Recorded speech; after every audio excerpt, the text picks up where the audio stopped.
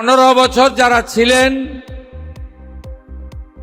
এরা সবাই সুরাবর্দীর নাতি নাতনি পুতি গোষ্ঠী, এদের মধ্যে রাষ্ট্রবাদের চেতনা ছিল না।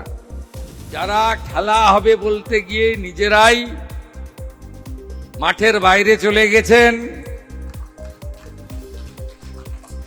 শুধু একবার নয় দুবার আমার কাছে হেরেছেন। এখনো ভিতরে থেকে দেশকে দুর্বল করা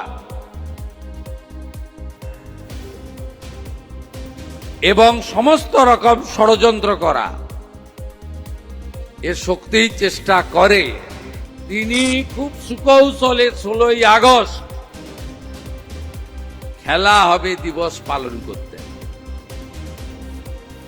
খেলা মেলা পূজা পার্বণ এগুলো তো আনন্দের অনুষ্ঠান। যেদিন 10,000 হিন্দু কোতল হয় কলকাতায় ঘোষণা করে প্রত্যক্ষ সংগ্রাম, সেটা আনন্দের দিন হতে পারে না। এখনো ভিতরে থেকে দেশকে দুর্বল করা এবং সমস্ত রকম ষড়যন্ত্র করা এর শক্তি চেষ্টা করে। তাই আমাদের বিভীষিকাময় দেশভাগ থেকে শিক্ষা নিয়ে সমস্ত রাষ্ট্রবাদী চেতনার মানুষ, যে দলেরই হোক, যে ধর্মেরই হোক, যে সম্প্রদায়ের হোক, ঐক্যবদ্ধ থাকা দরকার এবং দ্য গ্রেট ক্যালকাটা কিলিং সহ বিভীষিকাময় দেশভাগ কোনোদিন ভুলে যাওয়া উচিত নয়। ক্ষমতার লোভে তৎকালীন কংগ্রেসের জাতীয় কিছু নেতারা, পারিবারিক নেতারা, তারা দেশ ভাগ করেছিলেন। আর বাঙালি হিন্দুর হোমল্যান্ড তৈরি করা ডক্টর শ্যামাপ্রসাদ মুখার্জি বলেছিলেন, তোমরা দেশকে ভাগ করলে আর আমি পশ্চিমবঙ্গ তৈরি করে পাকিস্তানকে ভাগ করব। এসব ইতিহাস ভুলিয়ে দেওয়ার নয়। আর এই সরকারের কাজ রাস্তাঘাট উন্নয়ন, ভাতা, চাকরি, কর্মসংস্থান, শিল্প সব তো হবে। Development is a continuous process. চাহিদা দিতেও হবে। কিন্তু পশ্চিমবঙ্গ কিভাবে সৃষ্টি হলো, কেন সৃষ্টি হলো, কেন তৎকালীন পূর্ব পাঁচকের বাংলাদেশ যা থেকে আমরা বেঁচে গেলাম, আমাদের পরিণতি কি হতো, এগুলো আমাদের তুলে ধরার কাজ হচ্ছে এই সরকারের আরেকটি অঙ্গ। আর বিগত দিনে 34 বছরের কমিউনিস্ট, যাদের বাড়িতে নেতাজি সুভাষচন্দ্র বসু, স্বামী বিবেকানন্দ, ক্ষুদিরাম বসুর ছবি থাকে না, ওদের সব কাকা, জ্যাঠা, বাবা, দাদু, নানা সব বিদেশি। আর 15 বছর যারা ছিলেন এরা সবাই সুরাবর্দীর নাতি নাতনি পুতি গোষ্ঠী, এদের মধ্যে রাষ্ট্রবাদের চেতনা ছিল না। বাঙালি হিন্দুদের হোমল্যান্ড পশ্চিমবঙ্গ তৈরি করার রেজুলেশন হয়েছিল। আমরা প্রণাম জানাই, কৃতজ্ঞতা জানাই দেশের প্রধানমন্ত্রী নরেন্দ্র মোদীজিকে। তার এত ব্যস্ততার মধ্যে উড়িষ্যা থেকে তিনি ঝড় জলের মধ্যে এসে তারকেশ্বরে 1.5 লক্ষ মানুষের কর্মসূচিতে অংশগ্রহণ করেছেন। আমরা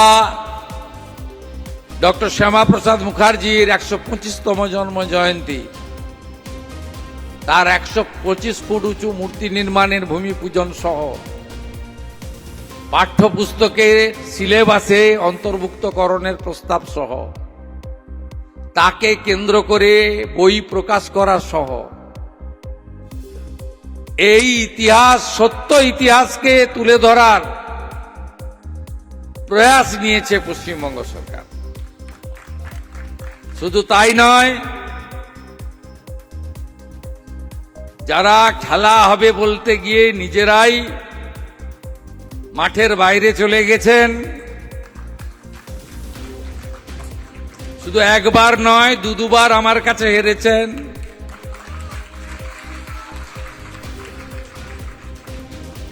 তিনি খুব সুকৌশলে 16ই আগস্ট খেলা হবে দিবস পালন করতেন। খেলা মেলা পূজা পার্বণ এগুলো তো আনন্দের অনুষ্ঠান। যেদিন 10,000 হিন্দু কোতল হয় কলকাতায় ঘোষণা করে প্রত্যক্ষ সংগ্রাম, সেটা আনন্দের দিন হতে পারে না। সেদিন খেলা মেলা ইত্যাদি হতে পারে না।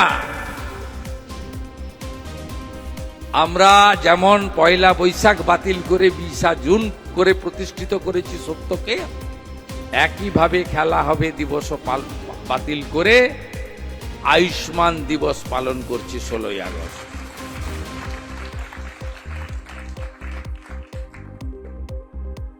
এটাই তো রাষ্ট্রবাদী সরকারের চলার পথ হওয়া উচিত, যে স্বপ্ন নিয়ে 321 জন বিজেপি কর্মীর আত্মবলিদান, লক্ষ লক্ষ বিজেপি কর্মীর চোখের জল ঘাম রক্ত এক করে আমাদেরকে আজকে বসিয়ে দিয়েছেন মসনদে। আমরা সেই আদর্শ থেকে বিচ্যুতি আমরা করতে পারি না। আমরা একেবারে কমিটেড, দায়বদ্ধ।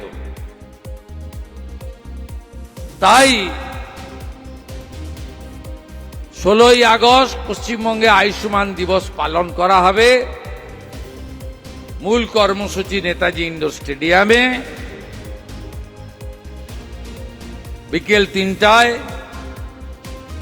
আমি উপস্থিত থাকব, মন্ত্রীরা থাকবেন, স্বাস্থ্য দপ্তর পালন করছে। ভারত সরকারের স্বাস্থ্য রাজ্যমন্ত্রী অনুপ্রিয়া প্যাটেলজি থাকবেন।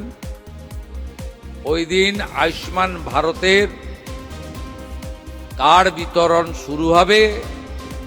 সাথে সাথে যারা আয়ুষ্মান ভারতে যুক্ত হবেন না, সমান সুবিধা যুক্ত মুখ্যমন্ত্রীর স্বাস্থ্য বীমাও ওই দিন চালু করা হবে।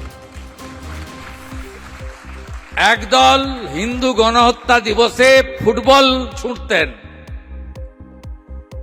আর আমরা শতায়ু প্রার্থনা করব আমাদের এই পশ্চিম বাংলার 11 কোটি জনগণের, তারা যাতে সুস্থ থাকে, নিরোগ থাকে, অর্থের অভাবে যাতে তাদের অকালে এই পৃথিবী ছেড়ে চলে যেতে না হয়। এটাই পার্থক্য। শুধু মুখের নামের রঙের পরিবর্তন হলে হবে না, ব্যবস্থার পরিবর্তনের নজির গড়তে হবে আমাদের। আমাদের ভিডিও ভালো লাগলে লাইক এবং শেয়ার করুন। কমেন্ট সেকশনে গিয়ে জানান আপনাদের মতামত। আরও ভিডিও পেতে আমাদের চ্যানেল সাবস্ক্রাইব করুন এবং প্রতি মুহূর্তে খবরের আপডেট পেতে প্রেস করুন বেল আইকন।